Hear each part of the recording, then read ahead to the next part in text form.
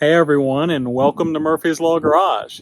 Today we take my brand new Subi and give it a meth addiction.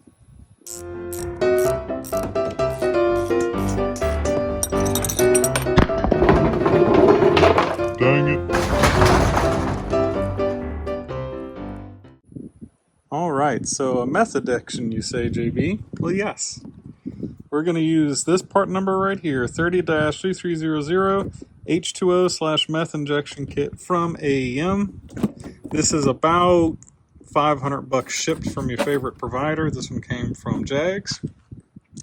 I've already installed the kit on the car, but I couldn't bring you along for the process because it was complicated and I had to figure things out.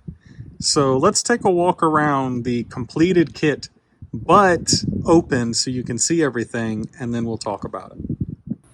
Now, don't worry, this is still a how-to, though it's going to require some common sense and mechanical knowledge to do this. Therefore, we certainly aren't going to go into very finite granular particulars. You can ask questions down below if you want to. And I am not responsible if you blow your car up. So only do this if you know what you're doing. It's not that complicated. There's only one really sketchy bit to it. But other than that, I think most enthusiasts could figure this out. So let's go look at what we've got. So the car is a 2021 WRX Limited.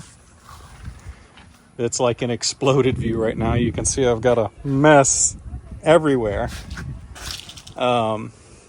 But here's where the tank is. Now, normally there's a liner in the trunk right here that hides all of this. But I've removed it so that I can put the tank. Now the tank is bolted here and then here up on the body. And I've got this piece of steel with holes in it that I used to make a bracket that came from Home Depot. And I've grabbed the tank here, here, and here, and the tank is turned facing away from us with the lid, of course, right here on top. Now, the way that I plan to access this is I'm going to cut an access door in the gray felt that goes right here so I can pop it open and stick my highly customized Harbor Freight funnel into the hole. Now, you can see I've got some wiring here leaving. This is pump and low fluid sensor wires running off this way. And then we actually have the injection hose in here taking off this way following the harness. It's going to be a little hard to see. I'll see if I can show it to you. Boop, there you go. There's a grommet already in the floor right there for what I believe to be maybe one of the sunroof drain lines, this guy right here. And I'm just traveling through that hose to get down below. So a tank leaves the bottom, a line leaves the bottom of the tank and then goes down below the car. And then down below the car, I have the injection pump inside of the rear quarter panel. So here's my right-hand exhaust tip. The tank is directly above us right here. And you can actually drill holes here to mount this pump inside of this little compartment they have right here. And I've taken the plastic shield off that goes right here, and I've already test fit this, but all of the lines and stuff tuck really nice. The piece of plastic right here doesn't come straight down. It actually kicks out and comes around like this, and it's got some vents in it that help to allow air to pass through. The only thing I need to do, they say you can mount this pump outside, but it has to be kept away from water. So what I've done here is I've taken the drain line, which once just stopped right here where you see it, and drained into this plastic thing here. There's some holes in it. I've put a coupler and extended this hose. Of course, I'm going to cut it shorter, but it's going to end up like right here, poking out of one of those vent holes to get that water directly out of here so that this pump does not get wet. So this is inbound from the tank. This is fluid coming in. And then behind here, you can't see it, fluid leaves, and that hose loops around and comes back right here and goes back out. And then we've got wiring right here. This is positive and negative feeding the pump. So back up top now, like I said, the wiring and that hose that leaves the injection pump down below comes around the back of the tank and takes off over here. Now, something I want to point out, one of the things that was in the way is the fuel pump driver, and that's right here. I've actually just taken that bracket and reattached it into an existing hole higher and kind of finagled with the harness to get it to route around a different direction. No big deal. And the other one is the fuel door release right here, which normally goes right where this tank is. I've undone some of its clips and redirected it and supported it and ran it up and around the lid for the tank. Now, let's walk around this way.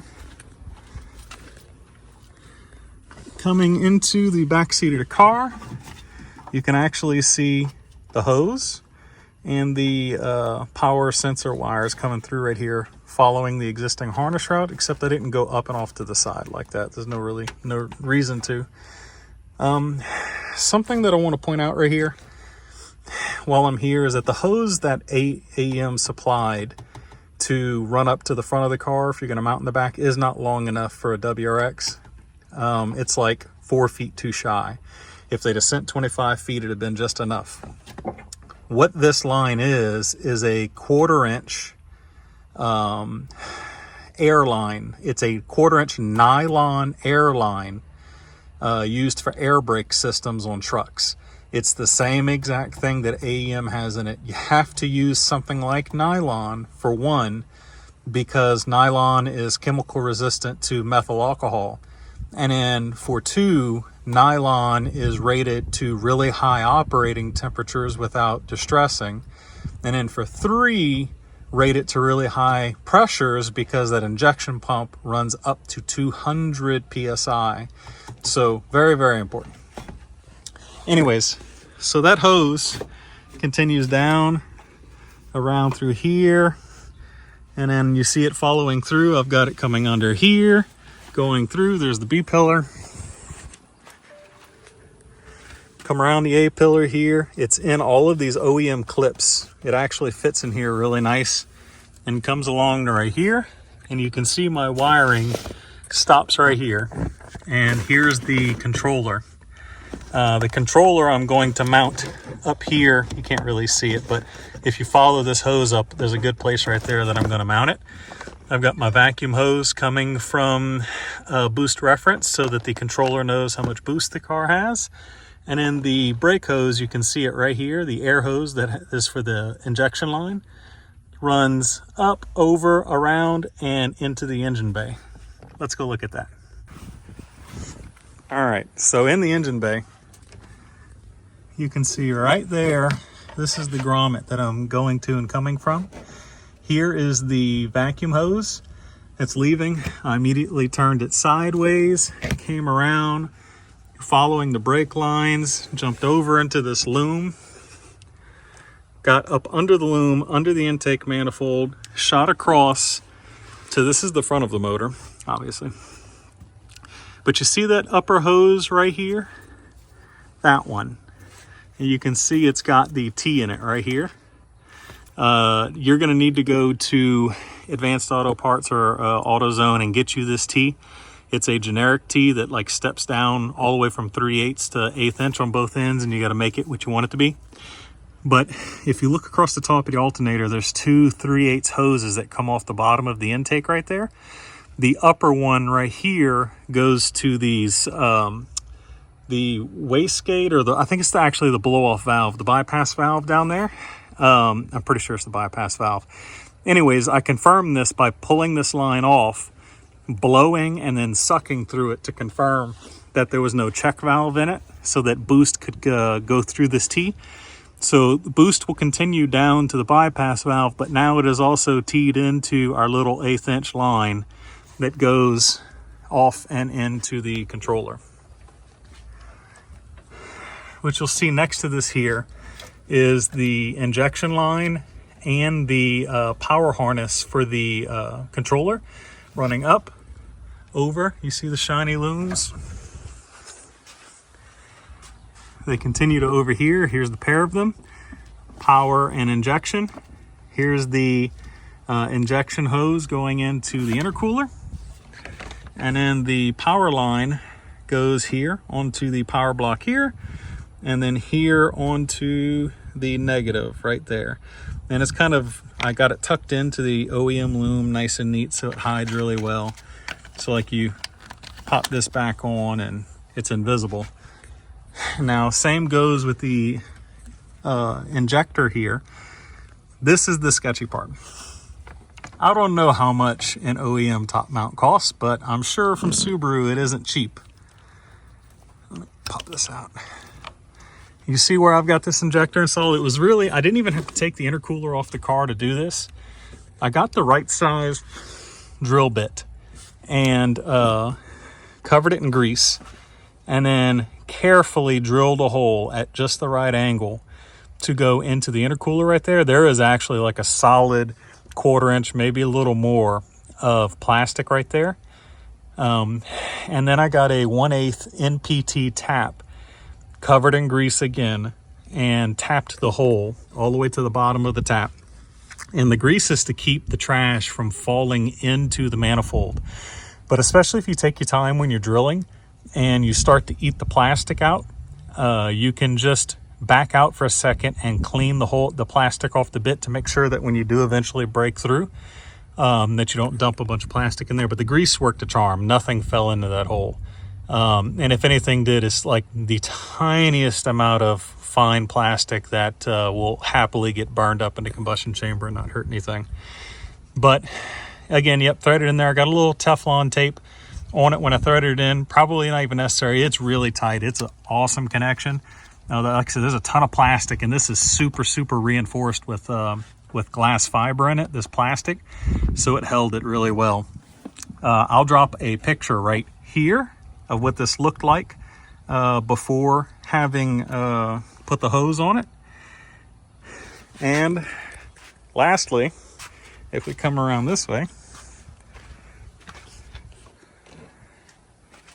I have right here the LED for the controller. These are for some ground effect puddle lights I have under the car. But this little LED right here is so that you can see the indicator coming from the controller tucked up under the dash on the other side of the car, and see when it's injecting, and it'll blink a series of lights that tell you if there's an error for an error code. So this really needs to be, if the controller isn't visible, you need this LED somewhere that's visible to you while you're driving so you know if something's going wrong. Oh gosh, I need to put my hat back on. It's bright outside. Anyways, I'm going to put all of the plastics and things back on again, and I want to show you just how hidden this setup, which is something I love. I didn't want to see any of this, and originally I wanted to try to put the kit inside the front bumper fender area right here, where like the washer tank is on the other side, but it just doesn't fit, and I didn't want to share with my washer reservoir. So this was the best of both worlds, and it turned out really clean and really nice. So let me button it all up, and I'll give you an idea of what that looks like now that it's all hidden. Just laying here under the car with my supervisor. Yeah, make sure everything gets put together nice and neat, and gives me the good purrs and digs his claws in me, you know, making bread. Anyways, before I get back up to finish the trunk, here's what the underneath of the car looks like. This is that fender liner. The pump is in here. You can see it's got these veins here that let air pass through this box. I'll see. I'm going to check and see how wet it gets in here. I may decide to block these off, but everything's all tucked up in here. You can see the hose is just barely kissing through. I've got loom over them to protect all of them. And right here is that hose that I extended. It comes through right here. I've got it cut off at a slant, and I've got a zip tie holding it so that the sunroof can keep draining right here. Anyways, let me get up top. I've already got the hood underneath the hood in the passenger compartment all cleaned up. I'm going to get the trunk put back together again. That's going to take a minute longer because I need to cut a door in the gray felt, and I'll be right back. All right. So look at The only thing that gives it away is that that is crumpled up. I think if I took some time and heated that up and carefully wiggled it around, I could probably make it look less crumpled. Don't really care, no one's ever gonna see that. But I've got a gallon of the poor man's finest 30% meth in the tank. You can see here, I've actually already poured it in, but here's my modified Harbor Freight funnel. And if you look in there, you can see the tank, and I reach in, be easier without the watch on my wrist, but tighten the tank up just like that, and boop, push it back in, and you can't even tell it's been touched. I could fix that better, but oh well. That's what the trunk looks like. Tank is completely hidden. Let's walk around to here. Obviously, car seats and all, completely hidden.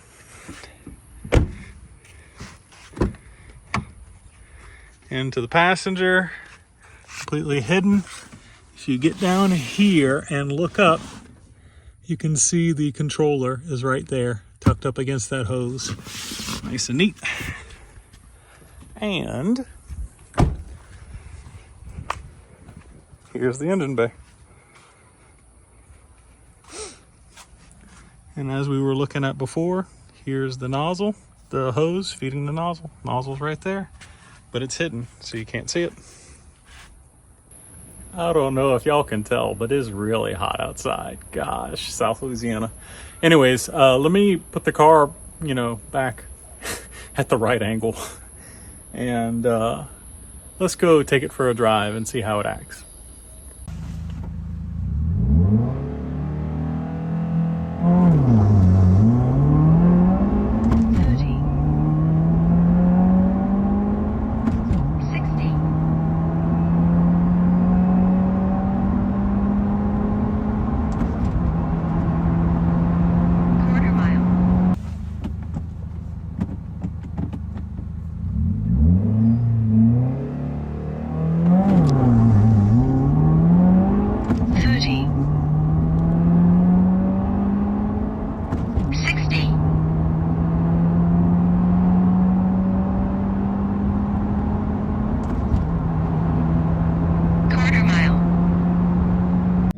So as you can no doubt tell, this is a different day. And I've done a lot of testing between the end of the installation and this video here today. In fact, it's been a little more than a week. And I actually went to the track and ran the car with and without meth, which I'll show you the videos of the passes down the track right after this, so hang around for that. But as you've just seen from the draggy footage, without meth, the car is about a tenth to 2/10 faster than it is with meth.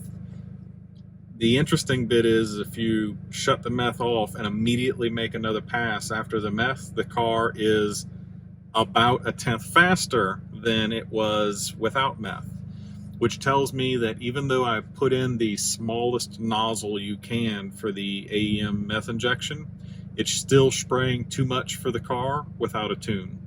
Now, meth injection without a tune is a thing. In many cars, it works just fine, and I think maybe in this case, if I nozzled down a little more, it would help. But Subarus are very picky.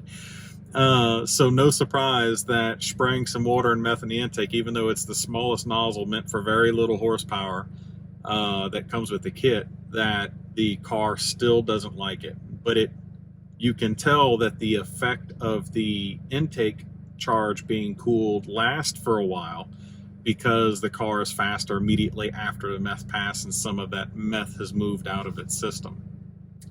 So for sure the car needs a tune to run it, and that's going to happen.